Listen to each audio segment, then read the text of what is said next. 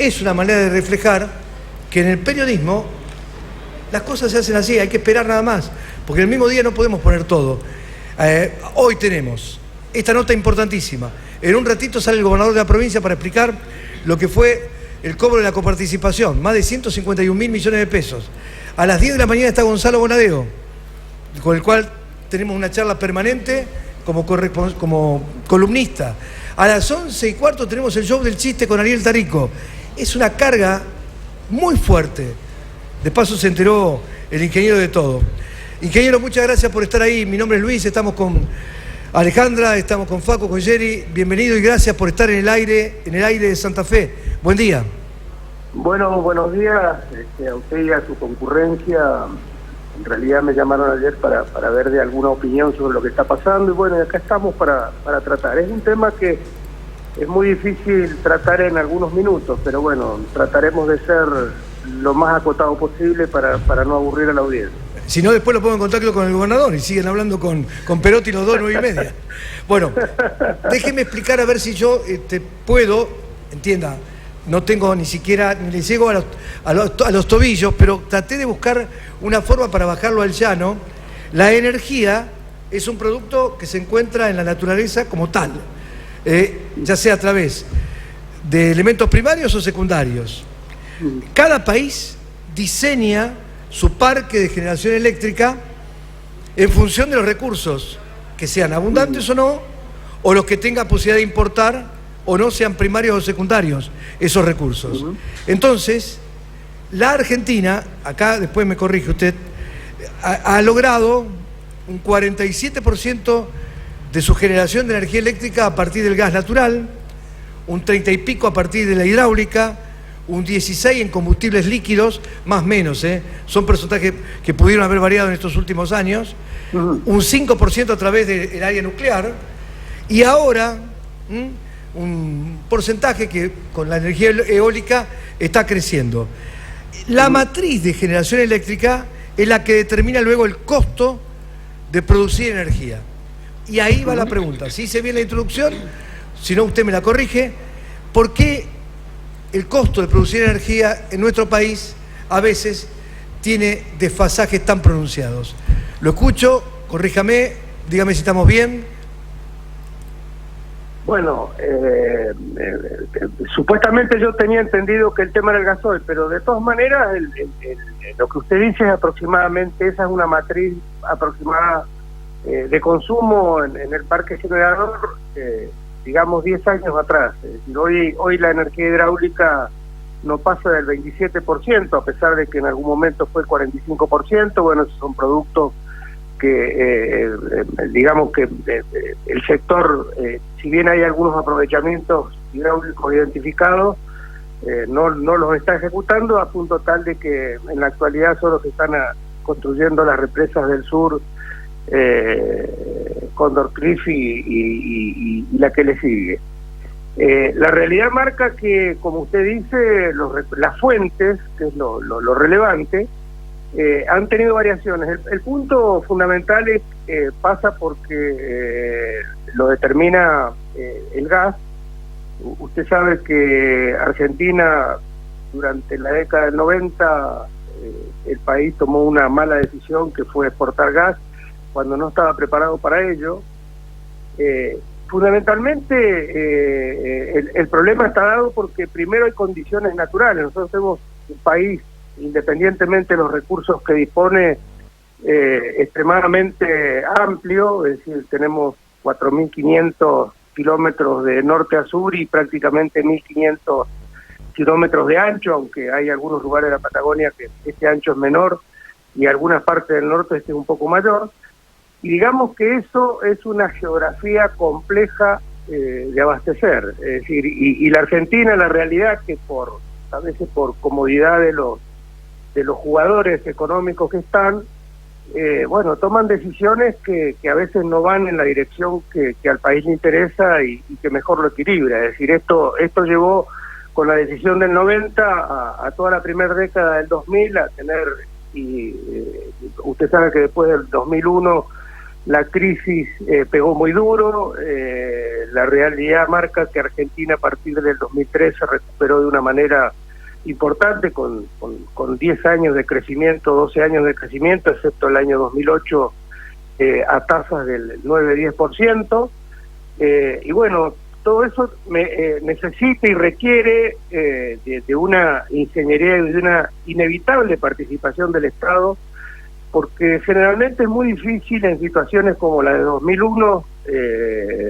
que los capitales vengan a Argentina a resolverle un problema cuando supuestamente aducen que las condiciones de garantías jurídicas no están dadas y demás. Inevitablemente, para las características que tiene la Argentina, el Estado tiene que estar atento a las cosas que pasan, tratar de influir para el rumbo que van a tomar las circunstancias para llegar en tiempo oportuno a resolver los problemas. Nosotros tuvimos una gran carrera contra el reloj. La generación de energía fue uno de los problemas, primero por un tema de combustibles, y después en el momento en el crecimiento de esta naturaleza que yo le comentaba, tuvo un problema de infraestructura.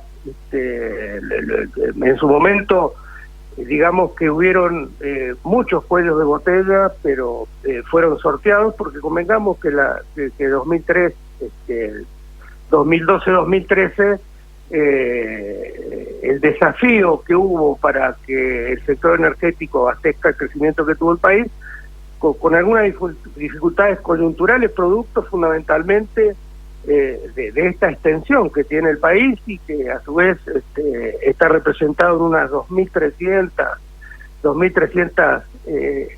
municipalidades que representan cada uno de los pueblos que está diseminado, con una realidad distinta en cada una de las geografías. Convengamos que a esa altura en la Argentina lo que se había desarrollado como interconexión prácticamente era el centro, con una gran aporte de energía hidráulica de las grandes obras realizadas en la zona de Neuquén y Río Negro.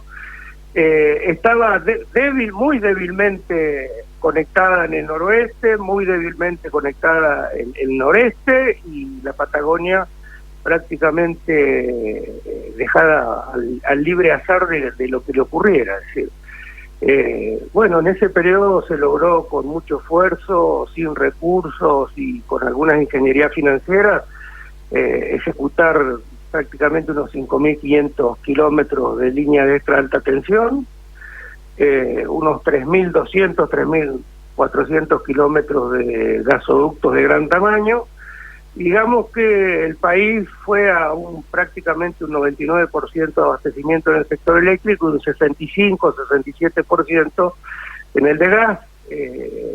Cuando terminaba el periodo de 12 años del gobierno de Néstor y Cristina Fernández, la realidad que el país comenzaba a estar verdaderamente vinculado con la infraestructura.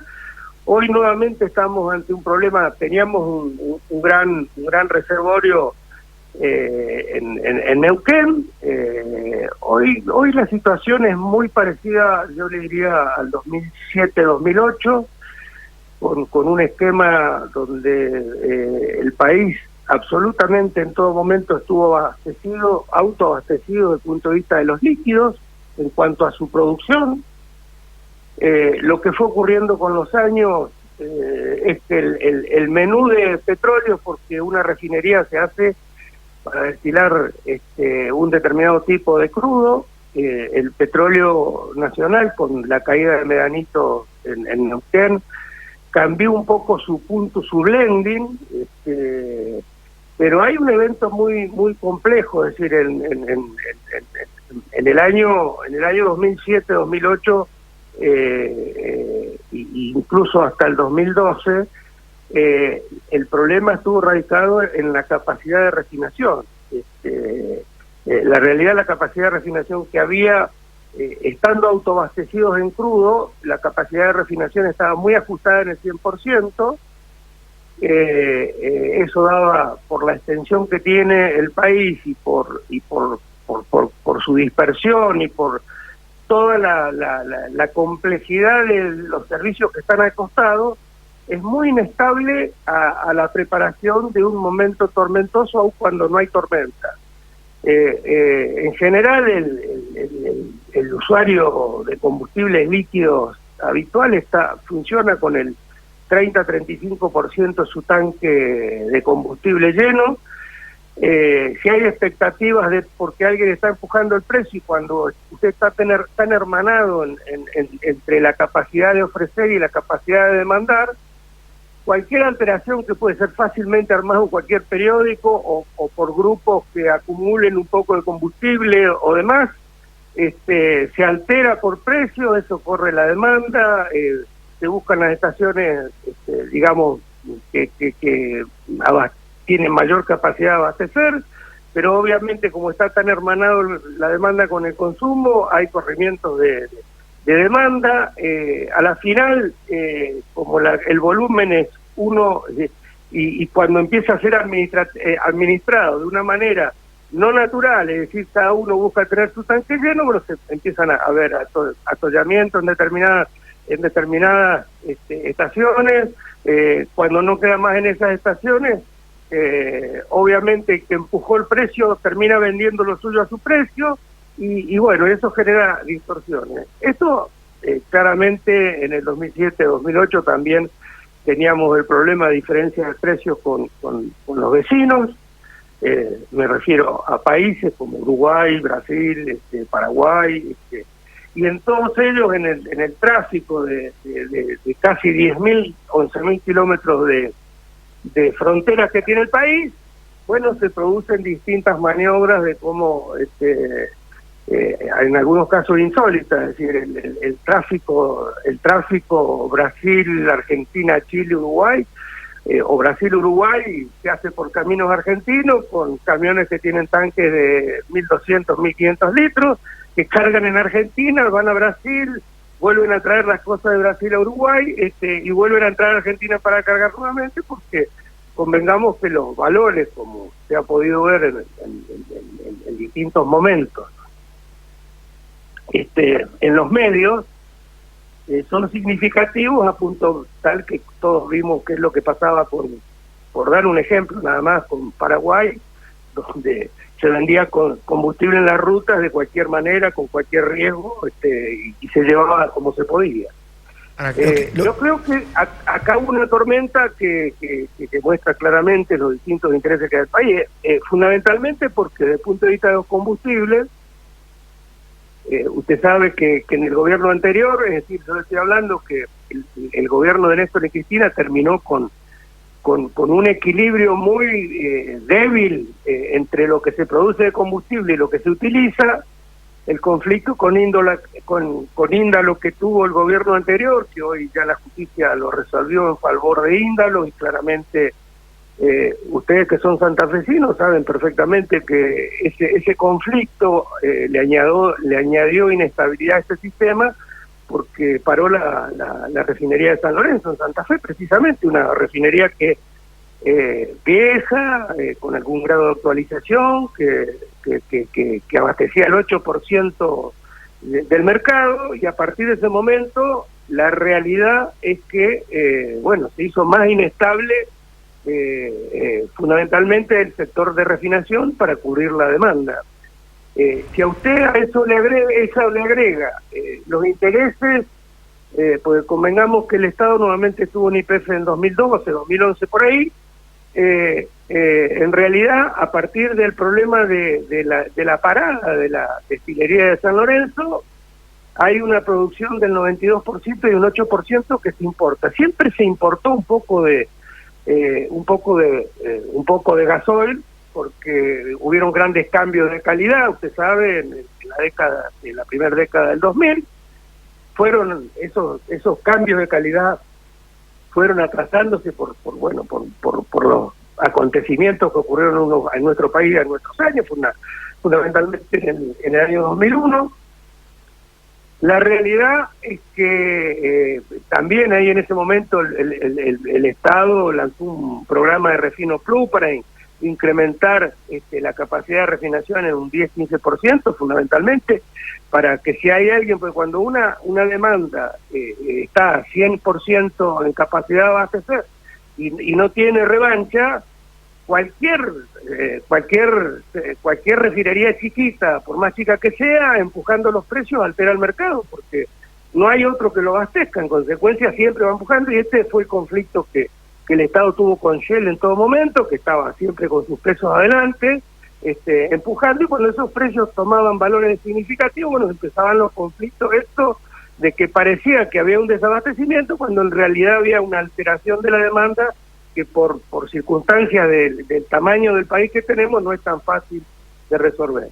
Ese 10% que le digo yo que está, digamos que lo mira el sector refinador porque a ellos les conviene la situación, porque el hecho de entrar un 10% de productos refinados de afuera hace que el país, que debiera gozar de un precio menor de los combustibles porque se autoabastecen en el producto primario, como usted dijo, el petróleo, ese precio se mete, y si realmente en la actualidad hay por lo menos 2 comercializadores o uno importante que no dispone de refinería, es que el país está en un mecanismo de cuando aporta al consumo de todos los días el 90% de combustible producidos con petróleos locales que hacen que el país sea un neto exportador de petróleo, no goza de los precios que serían, que realmente deberían ser un 20% de la media del mundo. Es decir, no puede ser que, por decir una economía como la de Estados Unidos, que es absolutamente relevante, que digamos, salvo la situación que se encuentra ahora, porque no solo hemos tenido una pandemia en el medio, sino que además tenemos una guerra como la de Rusia con la de Rusia en estos momentos, que ha generado un choque tan grande donde ese país grande que tenemos para abastecer nosotros se replica doblemente en lo internacional, donde usted sabe que los lugares donde digamos son netos productores de hidrocarburos, fundamentalmente Asia, norte de África y algunos otros lugares más, bueno, se alteran porque los sistemas de abastecimiento y de relación de transporte fundamentalmente pasan por 10 lugares calientes, y digo caliente esto porque hay extremistas, o porque hay secuestradores, o uno está escuchando de vez en cuando que hay un canal que se traba, que los barcos no pasan. Entonces hay varios problemas. Hay algunos errores por parte del Estado que no previó, que no se anticipó. Hay instrumentos realizados en 2007-2008 con este mismo problema, donde se atacaron a los precios de los extranjeros, se tomaron controles de quienes cargan y no cargan, no controles naturales, porque hoy en día una chapa de patente se cambia en un rato y puede ser un negocio adicional. Es decir, pero usted sabe que sacando los monstruos que tenemos en el centro, cualquier pueblo de frontera no tiene más de 3 o 4 estaciones de servicio, con lo cual quién carga o quién no carga es de fácil control. Obviamente en ese momento por lo menos era el interés de los intendentes que su campo disponga de combustible, que en consecuencia acá han habido intereses de muchos. Los barcos en realidad están adquiridos, con algún grado de dificultad están llegando a la Argentina. Es un problema que en estos momentos el mundo, que también estaba enrasado en su abastecimiento entre quienes toman crudo o gas y quienes lo producen, está realmente alterado, y esto hace que el sector y los actores están en realidad felices porque están en un mercado que está más para llevar el precio arriba, cuando los costos en realidad no han variado. Es decir, la actividad de los hidrocarburos antes de la guerra o apenas empezó la guerra, absolutamente si se estuviera en condiciones naturales estaría abasteciendo con los mismos mecanismos y la misma regularidad que tenía. han pegado un choque grande. Bueno, Rusia en estos momentos está cortando un volumen importante de gas a Europa. Europa tiene que buscar esto resolver en algún momento, y en algún lugar, y con alguien, y esto altera el panorama de todo el mundo. Es una réplica a una mucha mayor escala de lo que está pasando en Argentina. En Argentina, si uno mira los flujos de combustible los últimos 6 meses, hay algo de acopiamiento.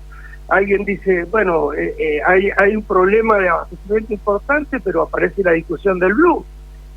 Si el blue existe es porque el volumen está. Y hay alguien que en realidad, aprovechándose de la situación, lo está manipulando, yo diría casi hasta en una situación delictual. Es decir, y creo que el combustible no le faltó a todos. Habían quienes estaban incluso interesados en atesorar combustible en la mayoría. La parte central del país tal vez tiene a los principales, Córdoba, Santa Fe y Buenos Aires, y digamos que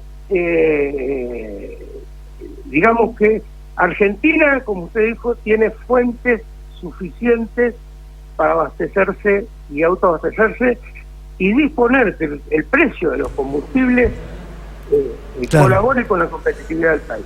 Ahora, hay intereses muy grandes de quienes refinan, hay intereses de quienes están produciendo en el país, que se comportan mucho mejor en sus países originales que en la Argentina, porque, a ver, yo como estudiante de ingeniería he pasado por alguna refinería en mi práctica final, he leído los manuales de ética y demás, y la empresa cumpliera nada más que los manuales de ética, nosotros no necesitaríamos ninguna ley. Si todo fluiría naturalmente, uno podría entrar en los yacimientos y ver cómo desarrollan sus actividades, si se ajustan a una convivencia razonable con el medio ambiente o no.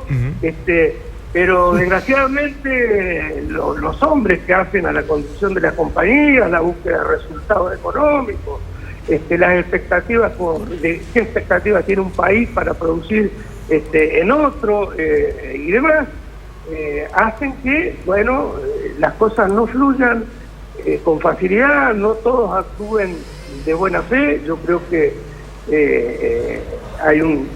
los refinadores en su conjunto, para la realidad que tenemos hoy, buscan esquivarle la jeringa al traste, como se dice, que la plata la ponga YPF, cuando en realidad el Estado debería haber juntado a todos los refinadores diciendo: tenemos este problema, acá el 90% de la materia prima, como usted dice, la dispone el país, hay que ver cómo resolvemos el otro 10%, con cuánto le toca a cada uno, y cómo permitimos que una pequeño diferencial de precio, bueno, cubra ese sobrecosto transitorio. Clarísimo, muy claro. Esto parece muy sencillo en palabras, es muy... No, pero lo explicó muy bien, cuando uno se sienta y cada uno está mirando la caja de mañana, a ver cuánto va a haber, cuánto no va a haber, cómo va a terminar el balance del año, y qué le va a decir a su jefe de cómo le fue el año en la Argentina. Lo que muchas veces pasa en Argentina, ¿no? Las diferencias si de cada planteo. una de las partes fuera un poco más responsable, empezando por el Estado, después están los usuarios, porque claramente hay quienes han manipulado combustibles y la verdad que el que lo pagó se quejó, pero no dice quién es, para poner un poco de orden en las cosas, digo, ¿no? Muchísimas gracias por su opinión. Yo no sé si esto explica totalmente lo que se pretendía, tal vez es un poco más amplio, pero Pero ha sido... hay demasiados intereses políticos, tenemos un mercado que, digamos, usted sabe que sin energía no funciona nada. Nosotros tenemos características físicas, territoriales, complejas, muy complejas de abastecer, y lo puede alterar cualquiera. Cualquiera que maneje medios, y usted sabe que yo le escuchaba recién la audiencia que tiene, bueno, probablemente hayan logrado hacer una audición interesante, fundamentalmente también con el esquema de escuchar todas las voces, como le he escuchado decir, pero hay muchas voces que ponen lo político por delante de la gente, y la realidad es decir, a ver, a mí no me gustaría mucho hablar de los gobiernos de Olocos ni los momentos de Olocos que tuvieron al país con cortes programados, cuando los cortes programados implican alumbrados públicos que no funcionan, Por eso, que crece. por eso, ingeniero, lo buscamos a usted también para Cuando, sopesar. claramente, Por eso lo buscamos a usted también para sopesar las dos miradas, la de una y otra parte. Y hemos tenido la posibilidad de disfrutar un análisis muy, muy minucioso en estos casi 18 minutos que lo escuchamos con muchísima atención. Muchas gracias, ingeniero. Ha sido muy, muy claro, muy amable desde Aire de Santa Fe. El abrazo y la gentileza recíproca para la próxima vez. Abrazos. muy bien, le agradezco. El ingeniero Daniel Cameron, ex secretario de Energía de la Nación. Ayer escuchábamos a un referente del radicalismo, hoy escuchamos a un referente del gobierno de Cristina y de Néstor Kirchner. Esta es la idea, escucharnos y sacar las conclusiones. Ahora vengo. Está demostrado.